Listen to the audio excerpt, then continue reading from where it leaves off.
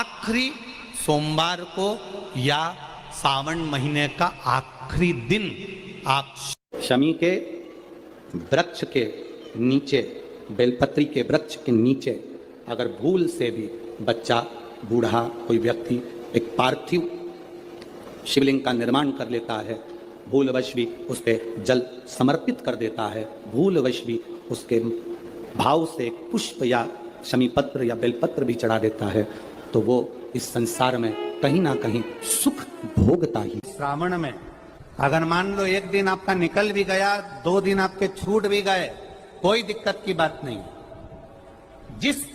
जो पेड़ तुम्हारे यहाँ लगा हो, जो पौधा तुम्हारे यहाँ लगा हो, जो वृक्ष तुम्हारे यहाँ लगा हो, जो क्यारा तुम्हारे यहाँ, कुंडी तुम्हारे यहाँ, उसी की मिट्टी को, उसी के पेड़ के नीचे, उसी पौधे के नीचे, उस मिट्टी को थोड़ा सा हाथ से उसको उठाकर एक लिंग की आकृति बना ले। उसमें जलाधारी बनाने की जरूरत नहीं, केवल लिंग की आकृति बनाकर उसी की पूजन वहीं कर पानी चढ़ाकर 15 से 20 मिनट बाद अपना काम करने के बाद उसी को उसी मिट्टी में विसर्जन कर दें, अपनी कामना कर देव अधिदेव महादेव 2 महीने के बाद क्या देगा ये वही जान सकता है। जो लोटा जल का लेकर जा रहे हो उसमें थोड़ा सा इत्र, अगर इत्र नहीं हो तो गुलाब की पंखड़ी नहीं हो तो कोई फूल की पत्ती उस जल में बाबा को समर्पित इत्र हो तो ज्यादा अच्छा। शिव को जब 2 लोटा जल चढ़ाए तो उसमें इत्र का भाव रखकर, कामना कर त्र्यंबकेश्वर बाबा का स्मरण कर और महामृत्युंजय मंत्र को जपते हुए। कौन सा मंत्र? ये वेद का बड़ा सुंदर मंत्र है, इसको चिल्लाकर नहीं बोला जाता, भीतर से बोलिए। एक महामृत्युंजय मंत्र का स्मरण करते हैं। और अगर महामृत्युंजय मंत्र याद नहीं हो तो पंचाक्षर मंत्र नमः शिवाय, पंचाक्षर का स्मरण नहीं रहे तो षडाक्षर ओम नमः शिवाय, षडाक्षर का स्मरण नहीं हो तो श्री शिवाय नमस्तुभ्यम मंत्र का स्मरण कर इत्र का जल शिव जी को समर्पित करो और बाबा से निवेदन करो कि 1 महीना तेरी कृपा से सावन के निकले, तूने जल चढ़वाया, बीच में कोई दिन छूट गया, कोई कारण आ गया, हम जल नहीं चढ़ा पाए। जैसे भगवान विष्णु एक कमल का पुष्प नहीं चढ़ा पाए थे तो उन्होंने अपना नेत्र निकाल कर दे दिया था, तो भगवान शंकर इतने प्रसन्न हुए थे कि उन्होंने अपना सुदर्शन चक्र दे दिया था। विष्णु भगवान ने नेत्र दिया, शंकर भगवान ने सुदर्शन दिया। तो भगवान शंकर से कहना अगर बीच में कोई त्रुटि हो गई हो, सावन के महीने में कोई पूजा अधूरी रह गई हो, कोई त्रुटि हमसे हो गई हो और हम जल नहीं चढ़ा पाए हों, तो आखिरी दिन सावन के इत्र का जल चढ़ा देने से बाबा उस त्रुटि को समाप्त कर कामना पूर्ण कर दें। शिव संहार, सारी समस्या का हल 1 लोटा जल। पर सावन के महीने में 2 लोटा जल, सावन के महीने का नियम, 2 लोटे जल लेकर देवाधिदेव महादेव के सामने जाइए। यहाँ अशोक सुंदरी वाली जगह से दोनों धार एक साथ चढ़ाना प्रारंभ करिए और करते करते वो धार शंकर भगवान के शिवलिंग पर ले जाकर छोड़ दीजिए। ये सावन के महीने के अगर आपने मात्र 7 दिन भी लगातार अगर ये धार आपने चढ़ा ली है तो देवाधिदेव महादेव की कृपा से 3-4 महीने में सूचना आपको प्राप्त हो ही जाती है। सुन पार्वती, अगर कोई भूलवश भी मुझ पर जल चढ़ाना भूल जाए और तेरे हस्त कमल पर जल चढ़ा कर जाए तो पार्वती जितना फल मैं प्रदान करूं उससे दुगना फल तुझे प्रदान कर। कहते हैं सावन का चढ़ाया जल मनुष्य के जीवन का हर पल बदलता रहता है, हर पल बदलता। श्रावण का जल हर पल, हर घड़ी, हर क्षण आपका बदलता रहता है। सावन का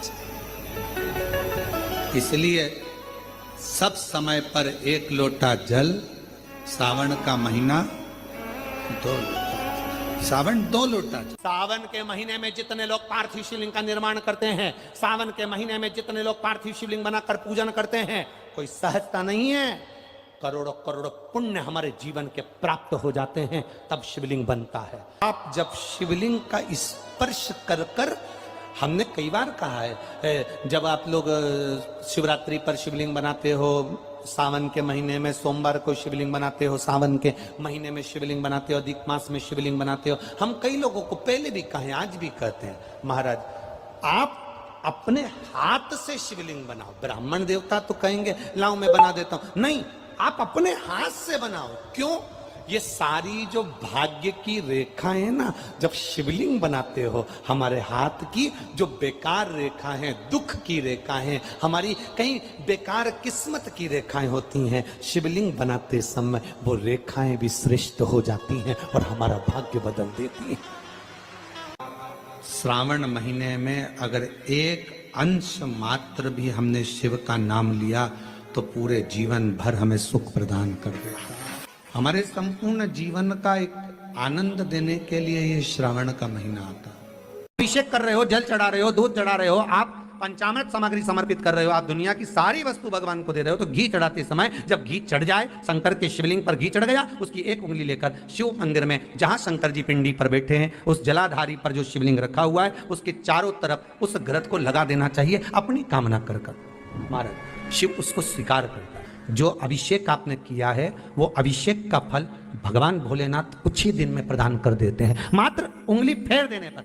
घृत पात्र की उंगली। सावन का महीना ये दिन है, सोमवार के लिए बेलपत्र नहीं है, आग का पुष्प नहीं है, धतूरा नहीं है, तुम्हारे पास कनेर का फूल नहीं है, तुम्हारे पास जल नहीं है, तुम्हारे पास कोई वस्तु नहीं है, तो शिव महापुराण की कथा कहती है, मंदिर जाते समय रास्ते में कोई पौधा, कोई पेड़ मिल जाए तो उसकी भी पत्ती तोड़कर तुम शंकर जी को चढ़ाओगे तो भी शिव प्रसन्न हो जाता है, मेरा औघड़दानी प्रसन्न हो जाता है। करोगे तो भगवान रुष्ट हो जाएंगे। मेरा शंकर भगवान कभी रुष्ट नहीं होता। सोमवारी के दिन ज्यादा तुम्हें कुछ देने की जरूरत नहीं है। शंकर भगवान को मात्र एक चावल का दाना, एक चावल का दाना मात्र, और वो भी पूर्ण, खंडित नहीं, आखा चावल, पूर्ण चावल अगर एक देवादिदेव महादेव को समर्पित कर, और हम तो फिर निवेदन करेंगे, एक अष्टमी, प्रदोष, शिवरात्रि, सोमवार शंकर भगवान को समर्पित करना है। तुम थोड़े दिन, सोमवारी के दिन, प्रदोष के दिन, महीने में एक बार आने वाली शिवरात्रि के दिन एक चावल का दाना समर्पित कर कर देखिए, फिर आपको मालूम पड़ेगा, 2-3 महीने के अंदर अंतर मालूम पड़ जाएगा कि तुम्हारी जिंदगी में कितनी उज्जवलता आती है, कितना आप सफल होते हैं, कितनी प्रबलता आपके जीवन में आती है। एक चावल का दाना, और वो भी चावल का दाना धोला। आपके पास में शिव जी को चढ़ाने के लिए यदि कुछ भी नहीं है, किसी भी पेड़ की पत्तियां, किसी वृक्ष की पत्ती को तोड़ा, शिव जी को समर्पित। और मेरी जीजियों, 5 स्थान बताए हैं, एक जनी को भेज के यहाँ का वृक्षण छेद करें। 5 स्थान बताए, और वो 5 स्थान जहां पर बैठकर, जहां पर आप भगवान शंकर की आराधना कर रहे हो, अर्चना कर रहे हो, पूजन कर रहे हो, निवेदन कर रहे हो, चाकरी कर रहे हो, साधना कर रहे हो, 5 स्थान बताए। उन 5 स्थान पर भले 2 मिनट के लिए आप लोग रहें, या 4 मिनट या 5 मिनट के लिए आप लोग रहें, और 4-5 मिनट के लिए भले आप रहें, पर उस 2-5 मिनट में भी आपका ध्यान कितना केंद्रित होना चाहिए, वो स्थान बताओ, कितना केंद्रित होना चाहिए। पहला, जिस समय पर तुम्हें समय मिले, तुमको लगे कि अब मेरे को भगवान को दीप लगाना, दिया लगाना, 5 स्थान पर तुम्हारे ध्यान की केंद्रता होना चाहिए।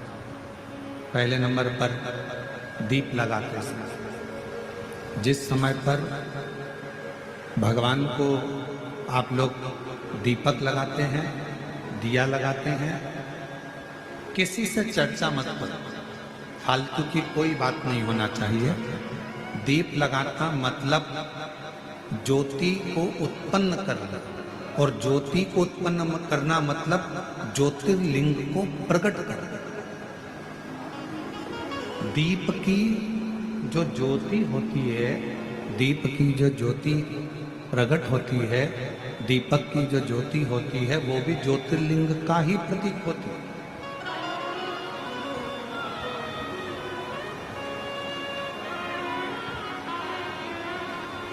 दीपक की जो ज्योति है वो ज्योतिर्लिंग का ही प्रतीक है,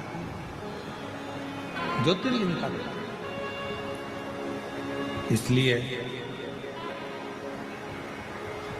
दीपक लगाते समय व्यर्थ की किसी से बात ना करी जाए। दीपक लगाते समय किसी से व्यर्थ की बात ना करते हुए, जिस दीपक को आप प्रज्वलित कर रहे हो, जिस दीपक को आप लगा रहे हो, आपका ध्यान उस शिव की ज्योति में केंद्रित होना चाहिए।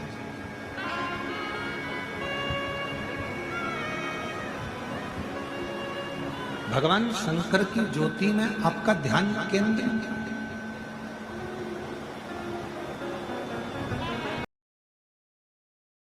तो दीप जलाते समय चाहे मंदिर में दीपक लगाओ, चाहे घर के अंदर मंदिर में दीपक लगाओ, चाहे बेलपत्र के वृक्ष के नीचे दीपक लगाओ, चाहे आंवले के वृक्ष के नीचे दीपक लगाओ, चाहे आप घर के दरवाजे पर दीपक लगाओ।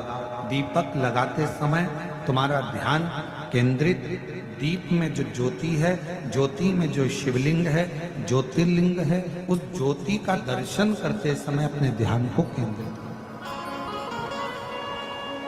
दूसरा,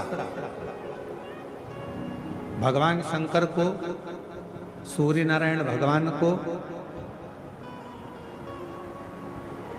तुलसा महारानी को, बेलपत्र को, आंवले के वृक्ष को, पीपल के वृक्ष को, बट वृक्ष को, शमी वृक्ष को जब आप जल चढ़ाएं तो जल चढ़ाते समय भी व्यर्थ की बातें ना करते हुए, जल चढ़ाते समय जल की जो धार है उस धार पर अपना ध्यान केंद्रित होना चाहिए।